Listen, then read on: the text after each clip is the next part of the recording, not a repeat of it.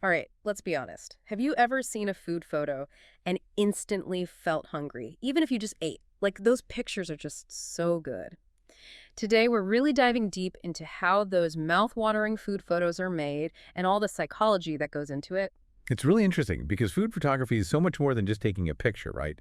It's about capturing everything, the textures, the smells, all those sensory things that make you crave a certain food. Totally. A really well-done food photo makes you feel like you can almost reach out and take a bite. And to help us unpack all the secrets behind these photos, we're going deep into the work of Terry Campbell. Now, this guy's a pro. He shot it all, from huge national ad campaigns to those cozy local bakery vibes we all love. And what's so cool about Terry's work is that it really highlights that fine line between what's real and, well, basically delicious trickery. Delicious trickery. Okay, now I have to know more. What's that all about? Think about it. In real life, food doesn't always look amazing, especially under those hot studio lights. That cake with the perfect frosting, it could be melting faster than you can say picture perfect. That makes sense. So how do they get those incredible shots then? That's where all the food stylist secrets come in. Yeah. We're talking things you wouldn't even imagine. Like that perfect bowl of cereal with the milk just perfectly placed is probably not even milk. Wait, seriously? What is it then, glue? You got it. Glue. Or even wild root hair tonic, the hair stuff. Apparently, it creates the same look without making the cereal soggy. They've even used mashed potatoes instead of ice cream.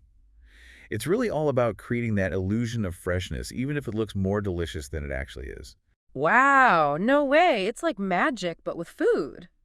And speaking of illusions, how about we talk about lighting? I always see these drool-worthy food photos with this incredible natural lighting. Yeah, it's super important in food photography. It can really make or break a photo. I bet. You'd think photographers would have to like chase the perfect sunrise or something to get that look. Well, what's crazy is that Kerry actually figured out how to recreate that perfect window light look right in his studio.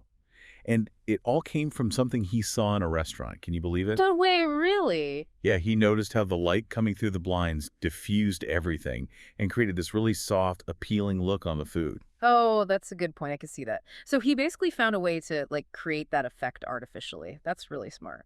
Totally. He uses those big foam core boards to bounce the light around, sort of like those DIY reflectors people make.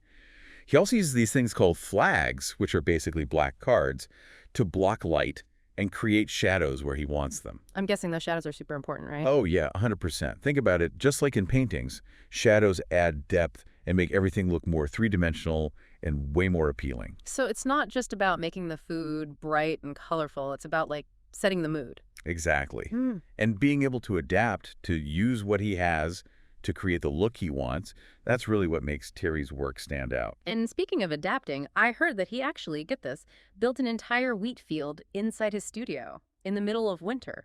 It's true. He did that for a local bakery that wanted a wheat field in their logo. I mean, getting a real wheat field in winter is impossible, obviously.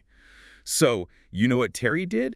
He got tons and tons of rootstocks, those green foam blocks florists use, and some shimmery fabric to make it look like the sun was hitting it just right. Wow, that's dedication. That's incredible. He really goes all out. Oh, and I forgot to mention, to make the whole thing even more realistic, he added some lens flare using a program called Knoll Light Factory. Hmm. So yeah, he's not afraid to use computers to get that final perfect shot. I mean, that's pretty incredible. Like, who thinks of that? But let's talk about a brand everyone knows, KFC. I heard Terry was a big part of shaping how they photograph their food. Yeah, he totally was. And his work for KFC is like the perfect example of how food photography can be about way more than just making food look yummy. It's about creating a feeling, a whole identity for the brand. Right, like you see a picture and you instantly know that's KFC. Exactly. So Terry had to come up with a whole new style for them, something that felt modern, but, still kept that classic KFC vibe. I see, I see. So how do you make fried chicken look modern? Because, like, hasn't it basically looked the same forever? Right. That's the tricky part. What Terry focused on was finding that balance between keeping it familiar, but making it feel fresh at the same time.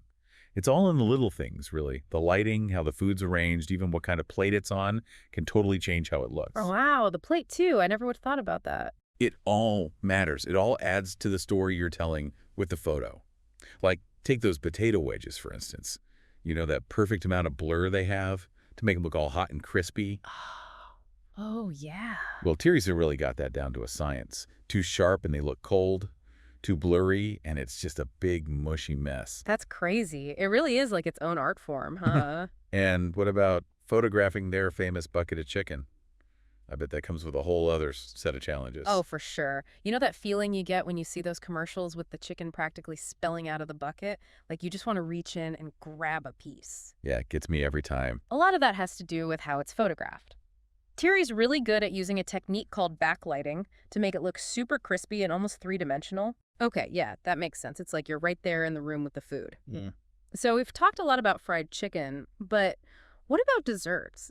I feel like photographing something like, I don't know, a parfait would be really difficult. You're right. Desserts have their own whole set of challenges. Actually, one of the more interesting things Thierry worked on for KFC was a parfait. It had all these layers, and he had to find a way to make them all look delicious and make the colors really stand out. I get it. Parfaits are kind of like layer cakes. You need to see all those layers. It really is like architectural photography or something. But with whipped cream and sprinkles instead of concrete and steel, he had to play around with a bunch of different compositions and lighting techniques. I bet. And did it work? Were people suddenly craving KFC parfaits? Let's just say Terry nailed it. Those pictures definitely made people hungry. Yeah. But what's even cooler is, you know how dedicated Terry is to his work? He actually celebrated his first work anniversary with KFC on a shoot. That's dedication. A birthday with the Colonel. But speaking of food photography that's literally everywhere, what about all those tempting images you see on, like, product packaging at the store? Yeah, packaging is a whole other world. It's not just about making people feel something, it's about making a promise. The picture needs to be good, yeah, but it also has to look like what's actually inside. So no more of those memes where the food looks nothing like the picture on the box. Ideally not. Think about Bush's beans, right? Those beans have to be styled and lit perfectly, so they look as good on the shelf as they hopefully do on your dinner plate. Okay, now I'm curious. How do you make a can of beans look photo-ready? Seriously, how do you make a can of beans worthy of a photo shoot? It's more complicated than you might think. Terry used this mix of natural light and artificial light, to really make the colors and textures pop and get that like simmering on the stove look. He actually used real charcoal briquettes, heated them up to get that real smoke look. Wow, they really go all out. But it makes sense, right? Those little things make a huge difference. Exactly. You want to show off the product in the best way possible. So each bean, and I'm not kidding, each bean was carefully placed with tweezers. Can you believe that? Tweezers? You're kidding. That sounds so meticulous. It's all about precision, especially for packaging. Think about like a bag of chocolate chips. Those chips aren't just thrown in there randomly. You mean those perfectly placed chips that make you want to bake cookies, like right now? Exactly. When Terry was working with Hershey's, every single chip was placed just so. It's like its own little puzzle, making sure each one catches the light and just looks irresistible. Now that you mention it, I'm definitely going to be looking at those packages way differently at the grocery store. I hope so. It's easy to just walk past and not even think twice, right? But once you see all the work that goes into it, it's like you see food photography in a whole new light. It really is. And it makes me think back to what we were saying about Terry's whole philosophy, right? Right. That inspiration is literally everywhere. Like he noticed something cool about the light in a restaurant, and boom, that sparked a whole new technique. And we can all do that too. We just got to train our eyes. Absolutely. Pay attention to how the light hits things, how things are arranged. Your next great idea could be anywhere, even staring you in the face while you're eating your cereal. This whole deep dive has been amazing. So next time you see a food photo and you're like, wow, I need to eat that right now, just remember there might be glue, hair tonic, even hot charcoal hiding in plain sight.